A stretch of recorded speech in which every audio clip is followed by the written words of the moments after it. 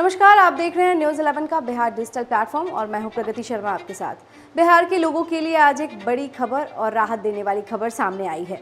अब विदेश जाना पहले से कई ज़्यादा आसान होने वाला है। जी हां, अब आपको इंटरनेशनल फ्लाइट पकड़ने के लिए दिल्ली या कोलकाता जाने की ज़रूरत नहीं पड़ेगी, क्योंकि बहुत जल्द पटना एयरपोर्ट और गया अंतर्राष्ट्रीय हवाई अड्डे से सीधे अंतर्राष्ट्रीय उड़ानों की शुरुआत होने जा रही है। अब तक बिहार के यात्रियों के लिए ये बड़ी समस्या रही है कि उनको किसी भी विदेश में यात्रा करनी होती थी, चाहे वह नौकरी के लिए हो, पढ़ाई के लिए हो या घूमने के लिए हो, तो उन्हें सबसे पहले दिल्ली, कोलकाता या मुंबई जाना पड़ता था। साथ ही इस प्रक्रिया में ज्यादा समय भी लगता था, टिकट का खर्च भी बढ़ जाता था और यात्रा भी थकाऊ हो जाती थी। खास तौर पर खाड़ी देशों की अगर बात करें तो वहां काम करने जाने वाले लाखों बिहार के लोगों के लिए ये काफी बहुत बड़ी चुनौती थी।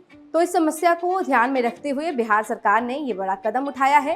राज्य के अंतर्राष्ट्रीय कनेक्टिविटी को बढ़ाने के लिए सरकार ने आधिकारिक तौर पर टेंडर जारी कर दिया है। इसका मतलब साफ है कि अब बिहार के लोगों को सीधे विदेश जाने के लिए उनका रास्ता साफ हो गया है। राज्य को एयरपोर्ट से इंटरनेशनल नेटवर्क तक जोड़ा जाएगा। इस योजना के तहत कई प्रमुख अंतर्राष्ट्रीय शहरों को चुना गया है। पटना से सीधे काठमांडू तक की उड़ान प्रस्तावित की गई है। वहीं गया एयरपोर्ट से कई बड़े इंटरनेशनल रूट की योजना भी बताई गई है, जैसे बैंकॉक, शारजाह, कोलंबो, सिंगापुर। यानी अब बिहार सीधे एशिया और खाड़ी देशों से जुड़ने जा रहा है। गया एयरपोर्ट का सबसे ज्यादा महत्व इसमें देखा जा रहा है, क्योंकि गया बौद्ध धर्म से जुड़ा एक अंतर्राष्ट्रीय धार्मिक स्थल है, जहां हर साल हजारों की संख्या में विदेशी पर्यटक आते हैं।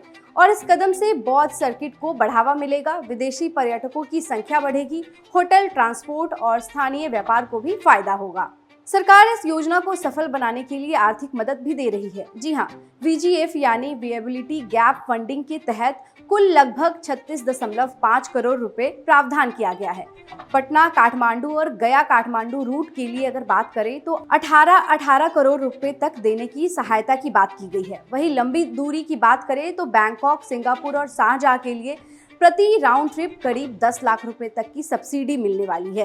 यह सहायता शुरुआती दिनों में 6 महीने तक दी जाएगी, ताकि एयरलाइंस कंपनियों को बिना जोखिम के सेवा देने का अवसर मिले। इस योजना के तहत सप्ताह में कम से कम 2 दिन और अधिकतम 7 दिन तक की उड़ानें संचालित हो सकती हैं। तो इसमें ऐसे यात्रियों को विकल्प मिलेंगे और यात्रा की योजना बनाना जो है वो काफी आसान हो जाएगा। एयरलाइंस कंपनियां 15 अप्रैल तक आवेदन कर सकती हैं। इसके बाद प्रक्रिया पूरी होने के बाद उड़ानें शुरू हो जाएंगी। यानी उम्मीद है कि बहुत जल्द बिहार आसमान में इंटरनेशनल फ्लाइट दिखाई देगा। इस फैसले का असर सीधे यात्रियों तक सीमित नहीं रहेगा, बल्कि बिहार के युवाओं को रोजगार और नए अवसर भी मिलेंगे। पर्यटक उद्योग को बढ़ावा मिलेगा, वहीं विदेशी निवेश की संभावनाएं भी बढ़ेंगी। राज्य में वैश्विक रूप से राज्य को पहचान मिलेगी और मजबूती भी बढ़ेगी। सबसे जरूरी बात, अब अगर बिहार कनेक्टेड स्टेट के रूप में सामने आ सकता है, तो अब बिहार के लोगों को विदेश यात्रा का सपना जो उनका है वो सीधे साफ तौर पर दिखने लगा है और उनका रास्ता जो है वो भी काफी साफ नजर आ रहा है। राज्य की ये पहल लोगों के लिए काफी मददगार साबित हो सकती है। फिलहाल इस अपडेट में इतना ही। तमाम और ऐसी अपडेट के लिए जुड़े रहें न्यूज़ 11 के बिहार डिजिटल प्लेटफॉर्म के साथ।